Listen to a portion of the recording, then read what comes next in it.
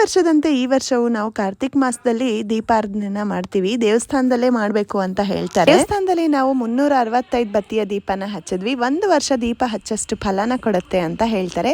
ನಾನು ಹಿಂದಿಯಲ್ಲಿ ಶಿವ ಅಂತ ಬರ್ದಿದ್ದೀನಿ. ನಾವು ದೀಪನ ಹುಣ್ಣಿಮೆ ದಿವಸ ಹಚ್ಚಿದ್ವಿ. ಅದಕ್ಕೆ ತ್ರಿಪುರ ಪೌರ್ಣಮಿ ಅಂತ ಕೂಡ ಹೇಳ್ತಾರೆ. ಶಿವನು ತ್ರಿಪುರಾಸುರ ಎಂಬ ಅಸುರನನ್ನು ಅವತ್ತು ಸಂಹಾರ ಮಾಡಿರೋ ದಿವಸ ಅಂತ ಹೇಳ್ತಾರೆ. ಸೊ ಅದಕ್ಕೆ ದೇವತಾ ದೀಪಾವಳಿ ಅಂತ ಕೂಡ ಕರೀತಾರೆ. ಅವತ್ತಿನ ದಿನ ಶಿವನ ದೇವಸ್ಥಾನದಲ್ಲಿ ದೀಪಾರಾಧನೆ ಮಾಡಿದ್ರೆ ತುಂಬಾನೇ ಒಳ್ಳೇದಾಗತ್ತೆ ಅಂತ ಹೇಳ್ತಾರೆ.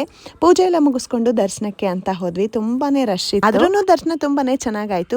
ಇರೋ ದುಡ್ಡನ್ನೆಲ್ಲ ಪಾಪು ಹಠ ಮಾಡಿ ಇಸ್ಕೊಂಡು ಹುಂಡಿಗೆ ಹಾಕ್ಬಿಟ್ಟ. ದರ್ಶನ ಎಲ್ಲ ಮುಗಿಸ್ಕೊಂಡು ಮನೆಗೆ ಹೋಗ್ಬೇಕಾದ್ರೆ ದಾರಿಯಲ್ಲಿ ಪಾಪು ಆನೆನ ನೋಡಿ ತುಂಬಾ ಅಳಕ್ ಸ್ಟಾರ್ಟ್ ಮಾಡ್ದ. ಕೊಡೋಕ್ ಬೇರೆ ದುಡ್ಡಿಲ್ಲ. ಸೊ ಅವ್ನು ಅಳೋದ್ ನೋಡಿ ಆನೆ ತಾನೇ ಆಶೀರ್ವಾದ ಮಾಡ್ಬಿಡ್ತು. ಡಬಲ್ ಟೈಮ್ ಆಶೀರ್ವಾದ ಮಾಡಿ ನಾವು ದೀಪಾರಾಧನೆ ಮಾಡಿರೋ ಶಿವ ದೇವಸ್ಥಾನ ಬಂದು ಹಂಪಿಯಲ್ಲಿರೋ ಶ್ರೀ ವಿರೂಪಾಕ್ಷೇಶ್ವರನ ದೇವಸ್ಥಾನದಲ್ಲಿ ಮಾಡಿದ್ದು.